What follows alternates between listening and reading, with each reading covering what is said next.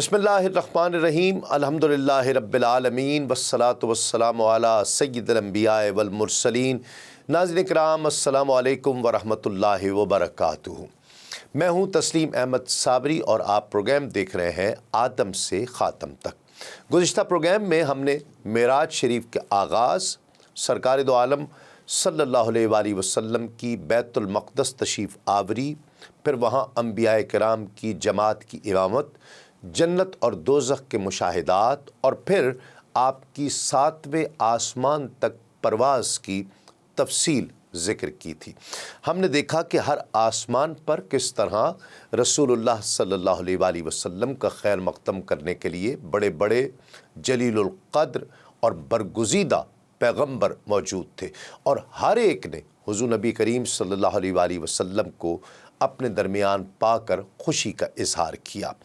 آج ناظرین کرام ہم سدرۃ المنتہا سے بھی آگے مقام استوا تک رسائی اور پھر اللہ رب العزت کے ساتھ ملاقات کا تذکرہ کریں گے۔ ساتھ ہی فرض نمازوں کے تحفے اور رسول اللہ صلی اللہ علیہ وآلہ وسلم کی معراج شریف سے واپسی کا تذکرہ بھی ہوگا، اور سب سے اہم یہ کہ سفر مبارک سے واپسی پر اہل ایمان کے تاثرات کیا تھے اور مشرکین کا رد عمل کیا تھا۔ ناظرین کرام، حضور نبی کریم صلی اللہ علیہ وآلہ وسلم کا نام نامی اسم گرامی عرش بری پر کندہ ہونے کے حوالے سے الخصائص الکبریٰ میں تحریر ہے کہ ابن عساکر نے حضرت سہل رضی اللہ تعالیٰ عنہ سے روایت کی کہ رسول اللہ صلی اللہ علیہ وآلہ وسلم نے فرمایا کہ شب اسریٰ میں نے سماوات اعلیٰ میں تسبیح کی آواز سنی تو میرا دل دھڑکنے لگا۔ جبریل امین نے اس وقت مجھ سے عرض کی کہ اے اللہ کے رسول، خوف نہ کھائیے، بلا شبہ آپ کا نام عرش پر لا الہ الا اللہ محمد الرسول اللہ لکھا ہوا ہے۔ سیرت حلبیہ میں ہے کہ تعبیر کی تعلیم کتاب خصائص صغریٰ میں ہے کہ تکبیر کے الفاظ حضور نبی کریم صلی اللہ علیہ وآلہ وسلم کو معراج کی رات بتلائے گئے۔ حدیث پاک میں ہے کہ جب اللہ رب العزت نے رسول اللہ صلی اللہ علیہ وآلہ وسلم کو لواء یعنی اقامت و تکبیر سکھلانے کا ارادہ فرمایا تو اس نے آپ صلی اللہ علیہ وآلہ وسلم کو معراج پر بلایا، یہاں تک کہ آپ بلند ہوتے ہوتے اس حجاب اور پردے تک پہنچ گئے جو رحمان یعنی اللہ سے بالکل قریب ہے۔ مراد یہ ہے کہ عرش الہی سے بالکل قریب ہے، اور اسی وقت اس پردے سے ایک فرشتہ نکلا اور اس نے 2 مرتبہ یہ کہا، اللہ اکبر اللہ اکبر۔ اسی وقت حجاب کے پیچھے سے اللہ کی آواز آئی، میرے بندے یعنی فرشتے نے سچ کہا، میں سب سے بڑا ہوں، میں ہی سب سے بڑا ہوں۔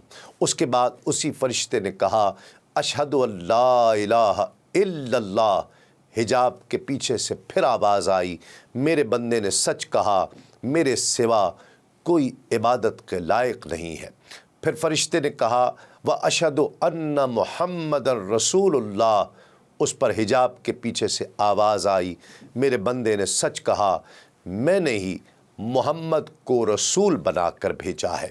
پھر فرشتے نے کہا، حی علی الصلاۃ حی علی الفلاح، قد قامت الصلاۃ قد قامت الصلاۃ، اللہ اکبر اللہ اکبر، لا الہ الا اللہ۔ اس کے بعد فرشتے نے حضور نبی کریم صلی اللہ علیہ وآلہ وسلم کا دست مبارک تھاما اور آپ کو آسمان والوں کے لیے نماز کا امام بنانے کے لیے آگے بڑھا دیا۔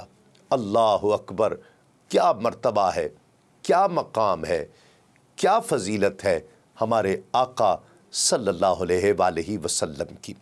الخصائص الکبریٰ میں تحریر ہے کہ امام احمد نسائی، بزار، طبرانی، بہقی اور ابن مردوعہ نے یہ سند صحیح حضرت ابن عباس رضی اللہ تعالیٰ عنہ سے روایت کی کہ رسول اللہ صلی اللہ علیہ وآلہ وسلم نے ارشاد فرمایا کہ جب مجھے معراج کرائی گئی تو میں سماوی سفر میں ایک لطیف خوشبو پر سے گزرا۔ میں نے دریافت کیا کہ یہ خوشبو کیسی ہے تو مجھے بتایا گیا کہ یہ دختر فرعون کی مشاطہ کی خوشبو ہے۔ اور واقعہ اس نیک خاتون کا یہ ہوا کہ ایک روز دختر فرعون کے بالوں میں کنگھی کرنے کے دوران اس کے ہاتھ سے وہ کنگھی گر گئی اور مشاطہ نے بسم اللہ پڑھ کر اس کو اٹھا لیا۔ دختر فرعون نے پوچھا، کیا میرے باپ کا نام اللہ ہے؟ اس توحید پرست نے جواب دیا کہ میرا اللہ سارے جہان کا، میرا اور تیرا بلکہ تیرے باپ کا بھی رب ہے۔ لڑکی نے حیرت سے پوچھا کہ کیا تمہارا رب میرے باپ کے سوا کوئی اور ہے؟ تو مشاطہ نے جواب دیا کہ ہاں، میرے رب کے سوا کوئی رب نہیں ہے۔ یہ خبر دختر فرعون نے اپنے والد کو یہ دے دی۔ پھر فرعون نے اس کو طلب کیا اور پوچھا کہ اے معمر اور وفادار مشاطہ، کیا تم میرے علاوہ کسی اور کو رب سمجھ بیٹھی ہو؟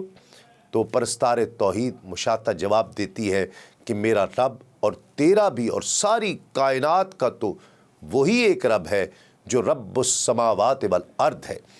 مشاطہ کے اس جواب کے بعد فرعون نے ایک کھوکھلے مجسمے کو جو تانبے سے بنایا گیا تھا آگ پر تپانے اور سرخ کر دینے کا حکم دیا۔ جب وہ تپ کر شعلے کی طرح ہو گیا تو اس نے حکم دیا کہ اس مجسمے کے اندر مشاطہ اور اس کی اولاد کو ڈال دیا جائے۔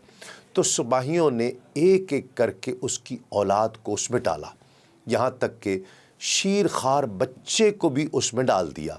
تو اس نونہال نے بھی کہا، اے اماں، تم اس آگ میں آ جاؤ، پیچھے نہ ہٹنا، کیونکہ تم حق پر ہو۔ صحیحین کی سابقہ روایات کا تسلسل یوں ہے کہ آسمانوں کے بعد مزید قرب خاص کی طرف سفر کا آغاز ہوا۔ اس بارے میں نبی کریم صلی اللہ علیہ وآلہ وسلم ارشاد فرماتے ہیں کہ پھر میں سدرۃ المنتہا تک پہنچایا گیا۔ سدرۃ المنتہا بیری کا ایک نورانی درخت ہے، اس کے پھل مٹکوں کی طرح اور پتے ہاتھی کے کانوں کی طرح تھے، یعنی بڑے بڑے تھے۔ جب اس درخت کو اللہ کا کوئی حکم پہنچتا ہے تو متغیر ہو جاتا ہے۔ اللہ کی مخلوق میں ایسا ایک بھی نہیں جو اس کے حسن کی تعریف کر سکے۔ جبریل امین نے عرض کیا، سرکار، یہ سدرۃ المنتہا ہے۔ وہاں 4 نہریں تھیں، 2 نہریں خفیہ تھیں اور 2 نہریں ظاہر۔ میں نے پوچھا کہ جبرائیل یہ کیا ہے؟ عرض کیا کہ خفیہ نہریں جنت کی 2 نہریں ہیں اور ظاہری نہریں نیل اور فرات ہیں۔ پھر میرے سامنے بیت المعمور لایا گیا۔ اس کے بعد میرے پاس ایک برتن شراب کا، ایک برتن دودھ کا اور ایک برتن شہد کا لایا گیا۔ تو میں نے دودھ کا پیالہ لے لیا تو جبریل امین نے عرض کیا کہ یہ انتخاب عین فطرت ہے، اسی پر آپ اور آپ کی امت ہوگی۔ ناظرین کرام، علامہ دیار البکرمی اپنی شرح آفاق تصنیف تاریخ الخمیس میں رقم طراز ہیں کہ نبی کریم صلی اللہ علیہ وآلہ وسلم آسمانوں اور سدرۃ المنتہا کے بعد سفر جاری رکھتے ہوئے ایک مقام پر پہنچے جسے مستویٰ کہا جاتا ہے۔ وہاں آپ نے قلم کے چلنے کی آواز سنی۔ اس کے بعد آپ براق پر سوار ہوئے تو اس حجاب کے پاس تشریف لائے جو اللہ کریم کے قرب خاص میں ہے۔ اچانک اس حجاب سے ایک فرشتہ نکلا۔ رسول کریم صلی اللہ علیہ وآلہ وسلم نے جبریل امین سے فرمایا کہ یہ کون ہے؟ تو جبریل امین نے عرض کیا کہ اس ذات کی قسم جس نے آپ کو حق کے ساتھ مبعوث فرمایا، بطور مکان کے میں تمام مخلوق میں سب سے زیادہ اللہ کے قریب ہوں، لیکن اس فرشتے کو میں نے اپنی تخلیق سے لے کر اب تک دیکھا نہیں تھا، یعنی اس کے مقام کے بارے میں کچھ بتانے سے قاصر ہوں۔ ناظرین کرام، آسمانوں تک کا سفر صرف رسول اللہ صلی اللہ علیہ وآلہ وسلم ہی کی سعادت نہیں تھی، بلکہ فرشتوں کے لیے بھی یہ ایک اعزاز تھا۔ دیدار مصطفیٰ صلی اللہ علیہ وآلہ وسلم کے لیے ملائکہ کے ہجوم درج ہجوم بے قرار تھے۔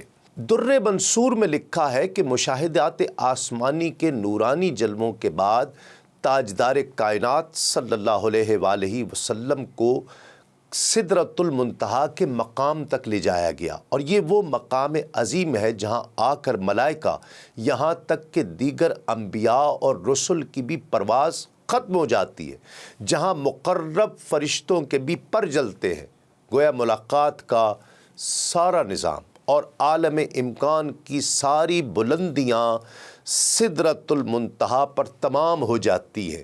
سدرۃ المنتہا کا مقام اولا عالم مکان کی آخری حد اور لا مکان کا ابتدائی کنارہ ہے۔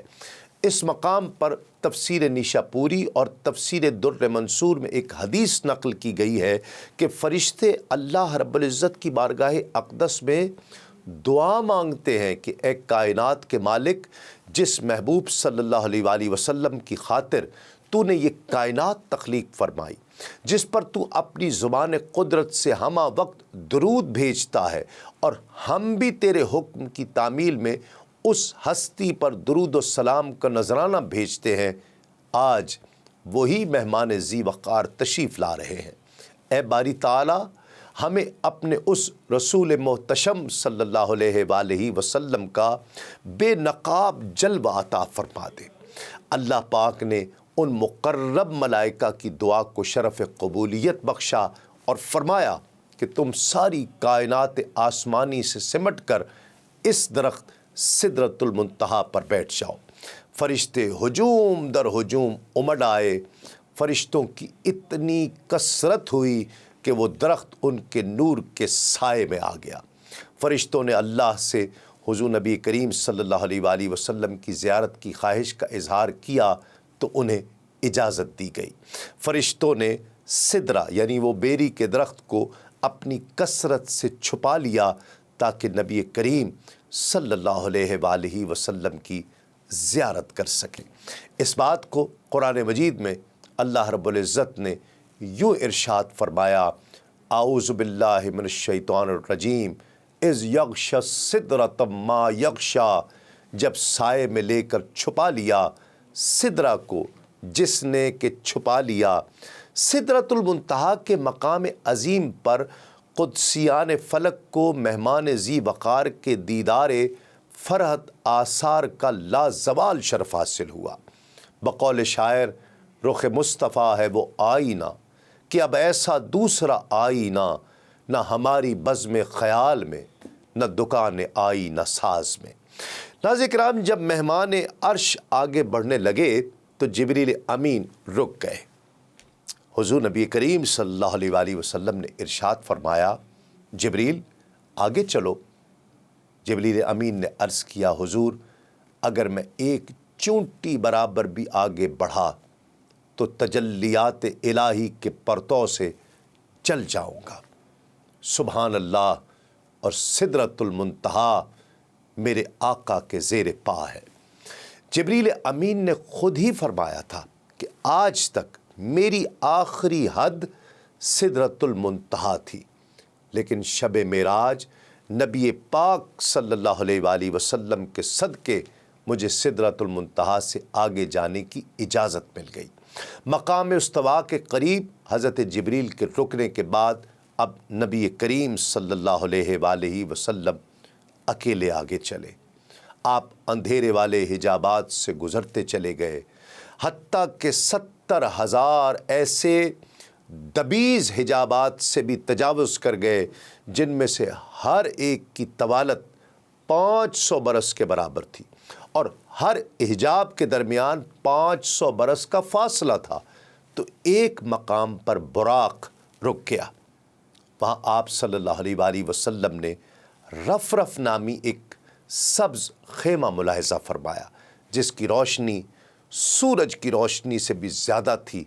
آپ اس خیمے پر چڑھے اور اس کے ذریعے عرش تک پہنچے۔ اس کے بعد آپ صلی اللہ علیہ وآلہ وسلم مزید قرب خاص کی طرف بڑھے۔ آپ سے فرمایا گیا، میرے قریب ہو جائیے، میرے قریب ہو جائیے، حتیٰ کہ 1000 مرتبہ فرمایا گیا۔ آپ ہر بار پکارے جانے پر آگے بڑھتے گئے، حتیٰ کہ دنا کے مقام پر تشریف لے آئے۔ پھر مزید بڑھے تو فتدلی تک پہنچے، پھر مزید بڑھے یہاں تک کہ اپنی منزل قاب قوسین او ادنا تک پہنچ گئے۔ جیسا کہ اللہ رب العزت نے قرآن مجید میں ارشاد فرمایا، پھر آپ اپنے رب کے قریب ہوئے، یہ قرب مقام و مرتبے کے اعتبار سے تھا، نہ کہ مکان کے اعتبار سے، کیونکہ اللہ پاک مکان سے پاک ہے۔ اب آپ وہاں پہنچے جہاں نہ زماں تھا نہ مکان تھا، نہ اوپر تھا نہ نیچے تھا، نہ شمال تھا نہ جنوب تھا، نہ مشرق تھا نہ مغرب تھا، یہ سب نہ تھے، بس خدا کی ذات تھی اور اس کے حبیب تھے۔ اللہم صلی وسلم بارک علی سیدنا و مولانا محمد و آلہ و صحبہ اجمعین۔ ناظرین کرام، جو قرآن اور حدیث میں آیا ہے کہ اس پر ہمارا ایمان ہے، مزید ہمیں سوچنے سمجھنے اور عقل دوڑانے کی ضرورت نہیں ہے، اس لیے کہ معجزہ تو ہے ہی وہی جو عاجز کر دے۔ اس کے بعد آپ صلی اللہ علیہ وآلہ وسلم نے اللہ کریم کو سجدہ کیا، کیونکہ اس مرتبے کو آپ نے اللہ کی فرما برداری کے ذریعے حاصل کیا۔ سجدے میں خاص قرب ملتا ہے، جیسے کہ نبی کریم صلی اللہ علیہ وآلہ وسلم نے فرمایا کہ اپنے رب کے زیادہ قریب وہ بندہ ہوتا ہے جو سجدہ کرتا ہے۔ ناظرین کرام، یہاں ایک مختصر سا وقفے کے بعد لوٹتے ہیں۔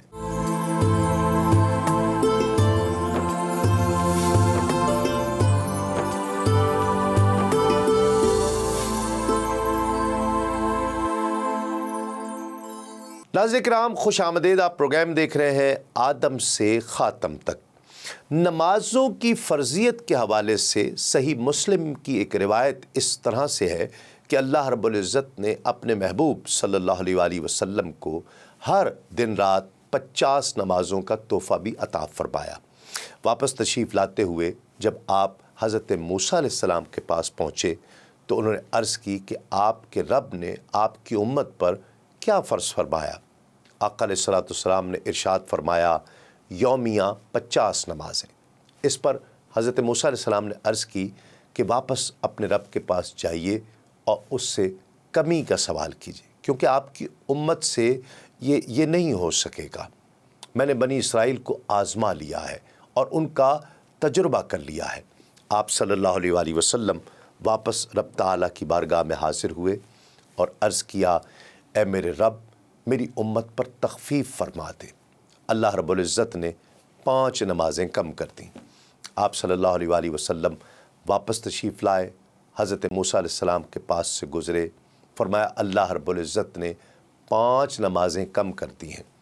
حضرت موسیٰ علیہ السلام نے پھر وہی عرض کیا کہ آپ کی امت سے یہ نہیں ہو سکے گا، واپس اپنے رب کے پاس جائیے اور اس سے کمی کا سوال کیجیے۔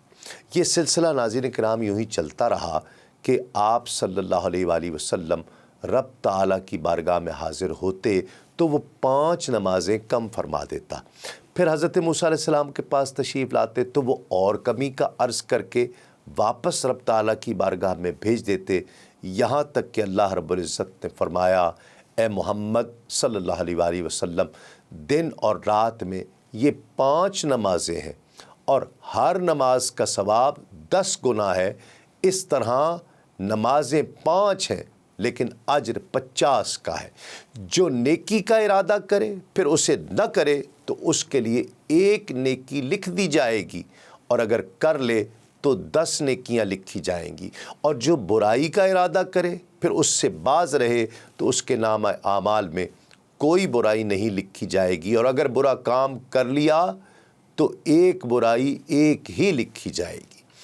پیارے آقا صلی اللہ علیہ وآلہ وسلم حضرت موسیٰ علیہ السلام کے پاس تشریف لائے اور انہیں اس بارے میں بتایا تو حضرت موسیٰ علیہ السلام نے پھر وہی عرض کیا کہ واپس اپنے رب کے پاس جائیے اور اس سے مزید کمی کا سوال کیجیے۔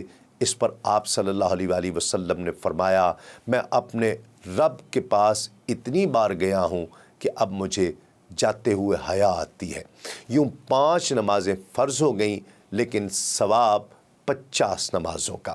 علامہ ابن کثیر لکھتے ہیں کہ آپ صلی اللہ علیہ وآلہ وسلم نے رب تعالیٰ کے دیدار کے بعد اپنی امت کے لیے نمازوں کو تحفہ لے کر واپسی کا سفر شروع فرمایا۔ جب آپ صلی اللہ علیہ وآلہ وسلم واپس لوٹے تو جبریل امین نے آپ کے ساتھ تھے۔ حضرت جبریل نے عرض کی کہ یا رسول اللہ، بے شک آپ اللہ کی مخلوق میں سب سے بہتر اور اس کے چنے ہوئے ہیں۔ اللہ پاک نے آپ کو اس رات وہ بلند مقام اور مرتبہ عطا فرمایا جہاں تک مخلوق میں سے نہ کوئی مقرب فرشتہ پہنچا ہے اور نہ ہی کوئی نبی پہنچا ہے، بس یہ عزت آپ ہی کے لیے ہے۔ اس کے بعد جبریل امین نے آپ کو جنت و دوزخ کی سیر کرائی، ان کے مناظر آپ کو دکھائے، آپ نے جنت میں جن چیزوں کو ملاحظہ فرمایا ان میں حوریں، محلات، جنتی غلام، خادم، چھوٹے بچے، درخت، پھل، کلیاں، نہریں، باغیچے، پھول، باغات، حوض، کمرے وغیرہ وغیرہ۔ اور جہنم میں جو ملاحظہ فرمایا وہاں زنجیریں، ہتھکڑیاں، توق، بیڑیاں، سانپ، بچھو، گدھے کے رینگنے کی طرح کی آوازیں، کھولتا پانی اور جلتا دھواں وغیرہ، یہ سب کچھ دیکھا۔ اس کے بعد آسمانوں سے ہوتے ہوئے بیت المقدس، پھر مکہ شریف، حضرت ام ہانی کے گھر تشریف لائے، جہاں سے آپ کے اس سفر کی ابتدا ہوئی تھی۔ ایک روایت میں ہے کہ آپ صلی اللہ علیہ وآلہ وسلم بیت المقدس تک آئے، حضرت جبرائیل آپ کے ساتھ تھے، پھر آپ وہاں سے مکہ شریف حضرت ام ہانی کے گھر اپنے بستر پر تشریف لائے، جبکہ رات کا کچھ حصہ باقی تھا۔ ناظرین کرام، اسرا اور معراج میں کتنا عرصہ لگا، کتنا وقت لگا، اس حوالے سے سیرت حلبیہ میں بحوالہ کتاب زین القصص تحریر ہے کہ معراج میں حضور نبی کریم صلی اللہ علیہ وآلہ وسلم کے جانے اور آنے میں 3 گھڑی وقت لگا، اور ایک قول ہے کہ 4 گھڑی رات باقی رہ گئی تھی، مگر علامہ سیکئی نے کہا ہے کہ یہ سارے کام ایک لمحے میں ہوئے۔ انہوں نے اپنے قصیدے میں کہا کہ آپ کے جانے آنے میں کچھ بھی عرصہ نہیں لگا، کیونکہ اللہ تعالیٰ تھوڑے سے وقت کو بہت لمبا کر دینے پر قادر ہے، جبکہ وہ جس کے لیے چاہے ایک لمبے زمانے کو سمیٹ دینے پر قدرت رکھتا ہے۔ اور اس امت کے بہت سے اولیاء اللہ کے لیے بھی حق تعالیٰ نے ایک مختصر سے وقت کو پھیلایا ہے، جس میں بڑے بڑے دور اور زمانے سمٹ کر آ گئے ہیں۔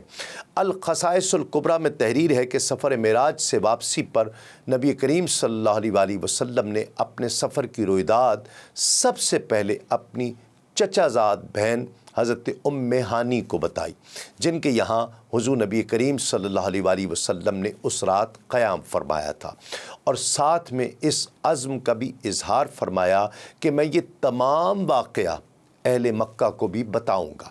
تو ام ہانی بیان کرتی ہیں کہ یہ سن کر میں نے حضور کی ردائے مبارک پکڑ لی اور کہا، اے ابن ام، میں آپ کو قسم دیتی ہوں کہ اگر آپ نے اسرا اور انبیاء کی باتیں قریش کو بتائیں تو جو آپ کی تصدیق کرتا ہے وہ بھی آپ کو جھٹلائے گا۔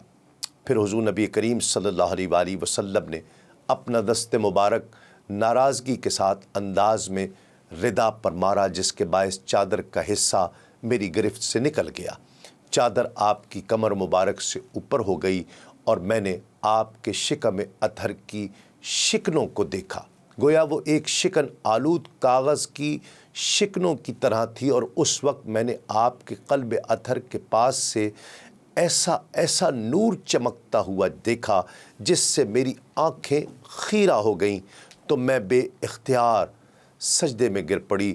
جب میں نے سجدے سے سر اٹھایا تو دیکھا کہ حضور نبی کریم صلی اللہ علیہ وآلہ وسلم باہر تشریف لے گئے، اور میں نے لونڈی سے کہا کہ خدا تیرا بھلا کرے، تو حضور کے پیچھے جا اور سن کہ حضور کیا فرماتے ہیں اور قریش کو کیا جواب دیتے ہیں۔ جب لونڈی واپس ہوئی تو اس نے بتایا کہ حضور نبی کریم صلی اللہ علیہ وآلہ وسلم قریش کی جماعت کے پاس تشریف لے گئے، جن میں مطعم، ابو جہل، ولید بن مغیرہ وغیرہ شامل تھے۔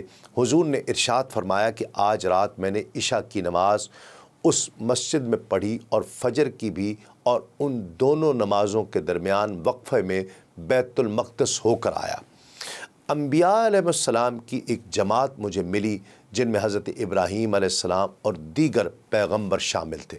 حضور نبی کریم صلی اللہ علیہ وآلہ وسلم نے جب اپنی بات ختم فرمائی تو عمر بن حشام نے کہا کہ جن انبیاء کے نام آپ نے گنوائے ہیں آپ ان کا حلیہ بیان کیجئے۔ جبکہ سیرت حلبیہ کی روایت میں ہے کہ ابو جہل نے ایک دم آپ کو جھٹلایا نہیں، بلکہ اس نے سوچا کہ اور لوگوں کو بلا کر ان کو بھی یہ بات سنوائی جائے، کیونکہ اگر ابھی میں نے اس واقعے کو جھٹلا دیا تو شاید دوسرے لوگوں کے سامنے حضور نبی کریم صلی اللہ علیہ وآلہ وسلم اس واقعے سے انکار فرما دیں۔ اس لیے وہ آپ سے وہ بدبخت کہنے لگا کہ کیا رائے ہے کہ میں تمہاری قوم کے دوسرے لوگوں کو بھی بلا لوں اور پھر تم یہی بات ان کو بھی سناؤ جو مجھے سنائی ہے۔ تو آپ صلی اللہ علیہ وآلہ وسلم نے فرمایا کہ ہاں بلاؤ۔ تو ابو جہل نے فوراً سب کو بلانے کے لیے زور زور سے پکارنا شروع کر دیا کہ اے بنی کعب ابن لوئی کے گروہ۔ یہ آواز سنتے ہی سب لوگ اپنی اپنی مجلسوں سے اٹھ گئے اور یہاں آ کر حضور نبی کریم صلی اللہ علیہ وآلہ وسلم کے پاس بیٹھ گئے۔ اب ابو جہل نے آپ صلی اللہ علیہ وآلہ وسلم سے کہا کہ ذرا اپنی قوم کو وہی سب کچھ اب پھر سے بتلائیے جو آپ نے ابھی مجھے بتایا تھا۔ جب آپ صلی اللہ علیہ وآلہ وسلم دوبارہ سب کے سامنے یہ تمام واقعہ سنا چکے تو ابو جہل نے مذاق اڑانے والے انداز میں کہا کہ مجھے ان پیغمبروں کے حلیے بتلائیے۔ آپ صلی اللہ علیہ وآلہ وسلم نے فرمایا جہاں تک عیسیٰ علیہ السلام کا تعلق ہے تو وہ نہ لمبے ہیں اور نہ پستہ قد ہے، بلکہ میانہ قد کے ہیں، سینہ چوڑا ہے اور سرخ و سفید رنگ کے ہیں۔ ایک روایت میں ہے کہ ان کے رنگ میں سرخی غالب ہے اور ایسا لگتا تھا جیسے ان کی داڑھی مبارک سے نور کے موتی برس رہے ہوں، اور ایک روایت میں ہے کہ گویا وہ کسی دیماس یعنی اندھیری جگہ یا غسل خانے سے نکل کے آئے ہوں۔ اس کے بعد حضور نبی کریم صلی اللہ علیہ وآلہ وسلم نے حضرت موسیٰ علیہ السلام کا حلیہ بتلاتے ہوئے فرمایا کہ موسیٰ علیہ السلام کا تعلق ہے تو وہ فربا جسم والے اور گندمی رنگت کے ہیں، اس لیے معجزے کے طور پر ان کے ہاتھ کا رنگ بالکل سفید ہو جاتا تھا جو ان کے بدن کے باقی رنگ کے خلاف تھا، اور یہ ان کی نشانی یعنی معجزہ ظاہر کرتا تھا۔ ان کا قد اتنا لمبا تھا کہ وہ قوم شنوہ کے آدمی معلوم ہوتے تھے، اور قوم شنوہ کے قد لمبے ہوا کرتے تھے۔ حضور نبی کریم صلی اللہ علیہ وسلم نے فرمایا جہاں تک حضرت ابراہیم علیہ السلام کا تعلق ہے تو خدا کی قسم وہ صورت، شکل اور مزاج کے لحاظ سے انسانوں میں مجھ سے سب سے زیادہ مشابہت رکھنے والے تھے۔ ایک روایت میں یہ الفاظ بھی ہیں کہ میں نے حضرت ابراہیم علیہ السلام کے سوا کسی کو ایسا نہیں دیکھا جو تمہارے ساتھی یعنی مجھ سے سب سے زیادہ مشابہت رکھتا ہو، اور نہ تمہارے ساتھی یعنی محمد صلی اللہ علیہ وآلہ وسلم کو ان سے زیادہ کسی سے مشابہت رکھنے والا پایا۔ ناظرین کرام، آخر وہی ہوا جس کا خدشہ حضرت ام ہانی رضی اللہ تعالی عنہا نے ظاہر کیا تھا کہ یہ حیران کن تفصیلات سن کر مشرکین کی طرف سے آپ صلی اللہ علیہ وآلہ وسلم کا تمسخر اور مذاق اڑایا گیا۔ یہ بات اور یہ واقعہ سن کر قریش کے لوگوں نے بہت شور مچایا اور انہیں اس پر بہت ناگواری ہوئی۔ ان میں سے کچھ لوگ سیٹیاں بجانے لگے اور کچھ لوگ حیرت کا اظہار کرنے کے لیے آپ صلی اللہ علیہ وآلہ وسلم کے سر پر بدبختی سے ہاتھ پھیرنے لگے، یعنی آپ کی معاذ اللہ دماغی کیفیت پر شک کرنے لگے۔ آخر متم بولا کہ آج سے پہلے جب تک آپ نے یہ بات نہیں کی تھی اس وقت تک بھی تمہارا معاملہ کچھ زیادہ سخت نہیں تھا، مگر اب میں گواہی دیتا ہوں کہ تم معاذ اللہ جھوٹے ہو۔ جیسا کہ پہلے عرض کیا، جو لوگ رسول اللہ صلی اللہ علیہ وآلہ وسلم کا عام سا پیغام قبول کرنے کو تیار نہیں تھے، انہیں یہ مکان اور لا مکان کے اسرار کیسے ہضم ہوتے۔ بہرحال متم آگے بڑھا اور بولا کہ بیت المقدس پہنچنے کے لیے مہینوں چڑھائیاں چڑھنے اور پہاڑوں سے اترنے میں ہمارے اونٹوں کا پتا پانی ہو جاتا ہے، اور آپ یہ کہتے ہیں کہ آپ ایک ہی رات میں وہاں ہو کر آ بھی گئے۔ لات اور عزا کی قسم، نہ میں آپ کی تصدیق کر سکتا ہوں اور نہ اس بات کی جو آپ نے کہی ہے۔ ان منکرین کی مجلس میں حضرت ابو بکر رضی اللہ تعالی عنہ بھی موجود تھے۔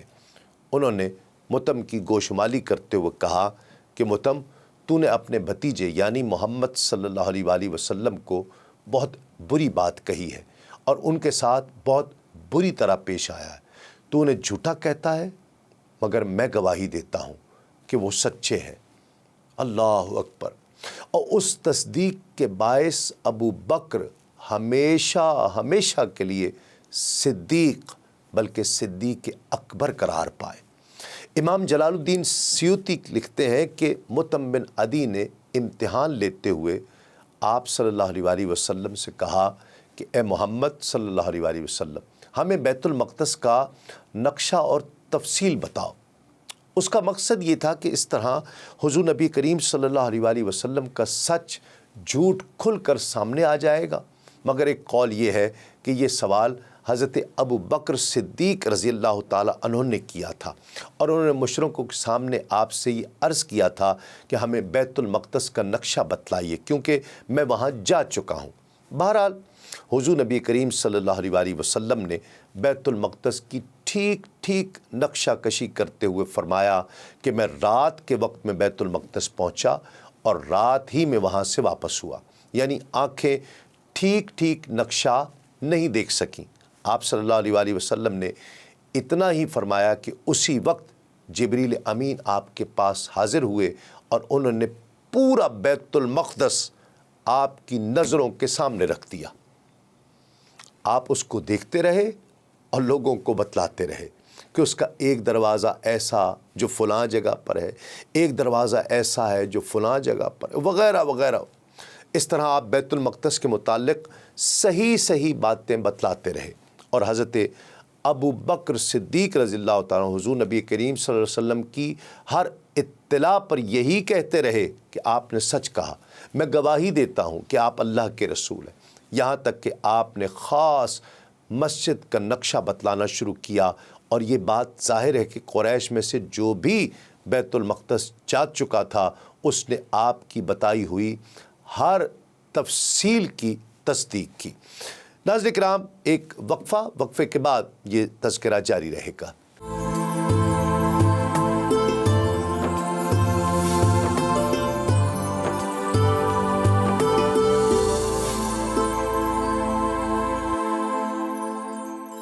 ناظرین کرام، خوش آمدید۔ آپ پروگرام دیکھ رہے ہیں آدم سے خاتم تک۔ حضور نبی کریم صلی اللہ علیہ وآلہ وسلم نے جب قریش مکہ سے اس کا ذکر کیا، اپنے سفر کا اور مشاہدات کا تذکرہ کیا، تو انہوں نے سفر مبارک کی نشانیوں کا مطالبہ کیا۔ سیرت حلبیہ اور الخصائص کی ایک روایت ہے کہ جب حضور نبی کریم صلی اللہ علیہ وآلہ وسلم نے کفار قریش کو اپنی رات کے سفر یعنی اسرا کے بارے میں بتایا، تو انہوں نے بے شرمی اور بدبختی کی انتہا کرتے ہوئے کہا کہ اے محمد صلی اللہ علیہ وآلہ وسلم، اس کی یعنی جو کچھ آپ بیان کر رہے ہیں نشانی یا علامت اور ثبوت کیا ہے، کیونکہ ہم نے اس جیسی بات آج سے پہلے کبھی نہیں سنی۔ کیا راستے کی کوئی ایسی نشانی یا علامت آپ بتا سکتے ہیں جو آپ نے دیکھی ہو اور جو آپ کی بات کا ثبوت بن سکے؟ کیونکہ جہاں تک بیت المقدس کا نقشہ وغیرہ بتانے کی بات ہے تو وہ ممکن ہے کہ آپ نے کسی ایسے آدمی سے سن کر یاد کر لیا ہو جو وہاں پہلے جا چکا ہے۔ یہ سن کر حضور نبی کریم صلی اللہ علیہ وآلہ وسلم نے کسی حیل و حجت کے بغیر فرمایا کہ میری سچائی کی ایک علامت یہ بھی ہے کہ میں نے فلاں قبیلے کے قافلے کو روحا میں پایا، ان کا ایک اونٹ گم ہو گیا ہے اور وہ اس کی تلاش میں سرگرداں تھے۔ میں نے ان کے کجاووں تک میں گیا ہوں مگر پڑاؤ پر کوئی موجود نہیں تھا۔ میں نے وہاں پر پانی کا پیالہ دیکھا اور اس کا پانی پی لیا۔ اس کے بعد میں فلاں قبیلے والوں کے قافلے کے پاس پہنچا اور ان کے اونٹ مجھ سے ڈر کر بھاگے، اور ان میں سے ایک سرخ رنگ کا اونٹ بیٹھ گیا، اس پر سفید دھاریوں کی چادر ڈلی ہوئی تھی۔ اب میں نہیں جانتا کہ اس اونٹ کی ٹانگیں ٹوٹ گئیں یا نہیں ٹوٹی۔ اس کے بعد میں فلاں لوگوں کے قافلے کے پاس پہنچا جو تنیم میں ہے، ان کے آگے دھاری دار اونٹ ہے۔ یہ لوگ قریب ہی پہنچ گئے ہوں گے اور وہ سنیا سے نظر آئیں گے۔ آپ صلی اللہ علیہ وآلہ وسلم سے ایسی صحیح اطلاعات سن کر ولید بن مغیرہ نے کہا معاذ اللہ یہ ساحر ہے۔ اس کے بعد کچھ لوگ دیکھنے گئے اور انہوں نے بغیر کسی ادنا سے فرق کے سب کچھ ویسا ہی پایا جیسا آپ صلی اللہ علیہ وآلہ وسلم نے فرمایا تھا، مگر کج فہم لوگوں نے رسول اللہ صلی اللہ علیہ وآلہ وسلم کے قول کی صداقت کو جادو ہی کا کرشمہ قرار دیا، اور اکثر لوگوں نے کہا ولید نے ٹھیک کہا، یہ سب جادو کا معاملہ ہے، استغفر اللہ۔ امام حاکم ام المومنین حضرت عائشہ صدیقہ رضی اللہ تعالی عنہا سے روایت کرتے ہیں کہ نبی کریم صلی اللہ علیہ وآلہ وسلم کو مسجد اقصیٰ تک کی سیر کروائی گئی۔ آپ نے صبح لوگوں کو خبر دی، مومنوں میں سے کچھ نے تصدیق کی اور کچھ نے نہیں کی۔ کچھ مشرکین میرے والد گرامی حضرت ابو بکر صدیق رضی اللہ تعالیٰ عنہ کے پاس آ کر کہنے لگے کہ کیا آپ اس بات کی تصدیق کر سکتے ہیں جو آپ کے دوست نے کہی ہے کہ انہوں نے راتوں رات مسجد حرام سے مسجد اقصیٰ کی سیر کی ہے؟ حضرت ابو بکر صدیق رضی اللہ تعالیٰ نے فرمایا کہ کیا واقعی میرے آقا نے ایسا فرمایا ہے؟ کہا جی ہاں۔ آپ نے ارشاد فرمایا اگر آپ نے یہ فرمایا ہے تو یقیناً سچ فرمایا ہے۔ لوگوں نے کہا کہ کیا آپ اس بات کی تصدیق کرتے ہیں کہ وہ رات کو بیت المقدس گئے اور صبح ہونے سے پہلے واپس آ گئے؟ فرمایا جی ہاں، میں تو ان کی آسمانی خبروں کی بھی صبح و شام تصدیق کرتا ہوں، اور یقیناً وہ تو اس بات سے بھی زیادہ حیران کن اور تعجب خیز بات ہے۔ واقعہ معراج کی فوراً تصدیق کرنے کے بعد آپ کو صدیق کہا جانے لگا۔ ناظرین کرام، ایک عیسائی راہب کی طرف سے بھی واقع اسرا کی تصدیق روایات میں ملتی ہے۔ ابو سفیان نے مسلمان ہونے سے پہلے قیصر روم سے جو گفتگو کی تھی اور جس میں اس نے اپنے خیال میں حضور نبی کریم صلی اللہ علیہ وآلہ وسلم کا مرتبہ معاذ اللہ کم کر کے دکھانے کی کوشش کی تھی، اس میں ہے کہ اس نے شاہ قیصر سے کہا تھا کہ جہاں پناہ اگر اجازت ہو تو میں آپ کو اس شخص یعنی حضور نبی کریم صلی اللہ علیہ وآلہ وسلم کے متعلق ایسی بات بتلاؤں جس سے معلوم ہوتا ہے کہ وہ معاذ اللہ جھوٹ بھی بولتے ہیں۔ تو بادشاہ نے پوچھا کہ وہ کیا ہے؟ تو ابو سفیان کہتے ہیں کہ وہ کہتا ہے کہ وہ ہماری سرزمین حرم سے چل کر آپ کی مسجد یعنی بیت المقدس تک پہنچا اور پھر ایک ہی رات میں وہاں سے واپس بھی آ گئے، اور اس موقع پر دربار میں بیٹھے ایک عیسائی مذہبی عالم نے کہا کہ میں اس رات کو جانتا ہوں، اس رات کو میں جانتا ہوں۔ بادشاہ نے اس سے پوچھا کہ تمہیں کیسے پتہ ہے، تم کیسے جانتے ہو؟ تو اس نے کہا کہ میری یہ عادت تھی کہ میں مسجد اقصیٰ کے دروازے بند کیے بغیر رات کو کبھی نہیں سوتا تھا، اور جب وہ رات آئی جس میں معراج ہوئی تو میں نے تمام دروازے بند کیے، مگر ایک دروازہ کوشش کے باوجود مجھ سے بند نہیں ہوا۔ آخر میں نے مدد کے لیے اپنے خادموں کو بلایا، مگر سب کے کوشش کرنے کے باوجود بھی ہم سے وہ دروازہ بند نہیں ہوا۔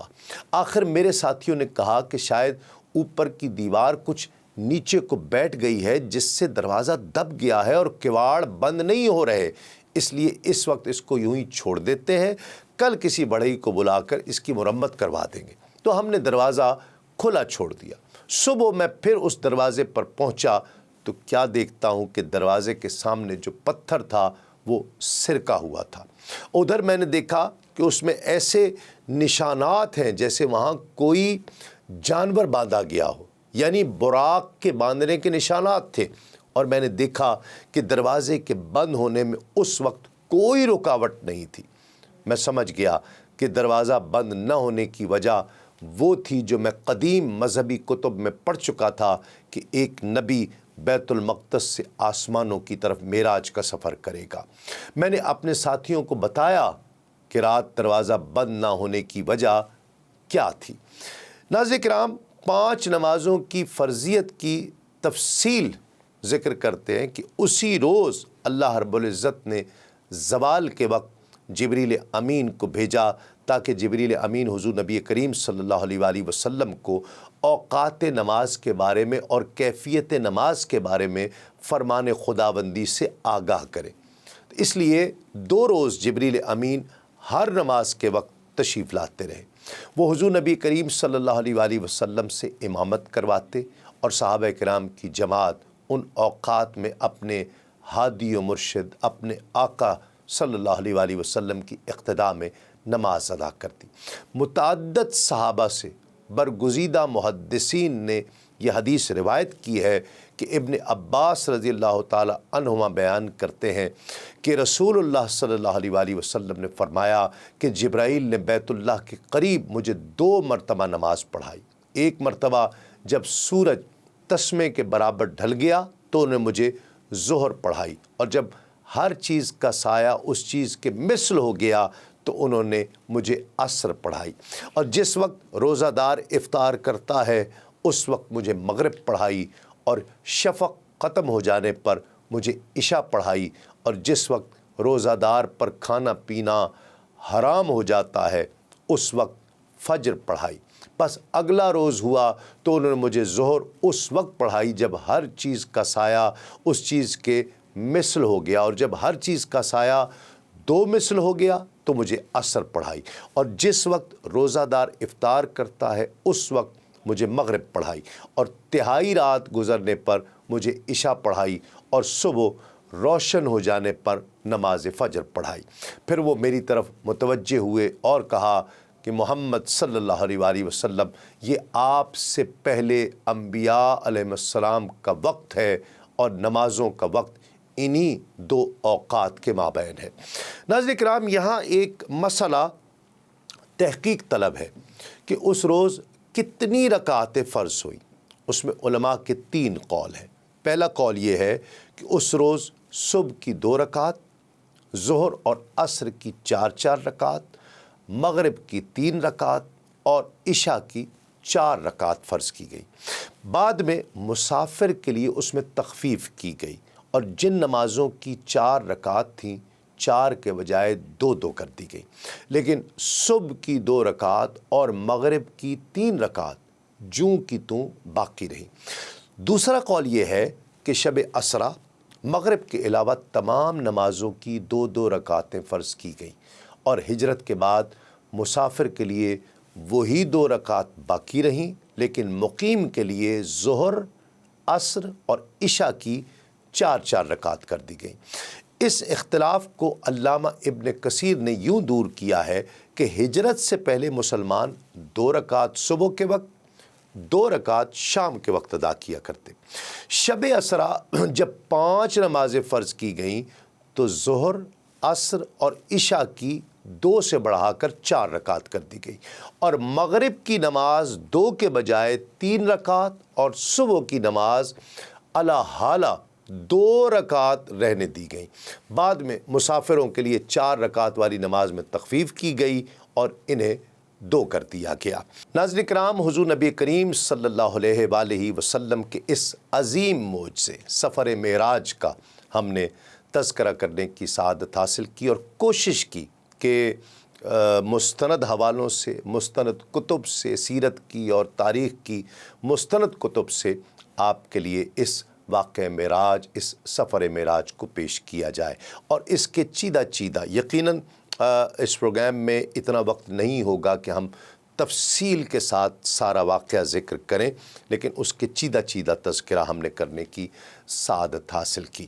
اور یہ واقعہ، یہ معجزہ سائنس کے لیے بھی چیلنج ہے کہ حضور نبی کریم صلی اللہ علیہ وآلہ وسلم رات کے ایک پہر میں، ایک لمحے کے لیے کہ زمین پر کنڈی ہلتی رہی، بستر گرم رہا، پانی چلتا رہا، اور آقا علیہ الصلوۃ والسلام جانے کتنی صدیاں گزار کر پھر واپس تشریف لائے۔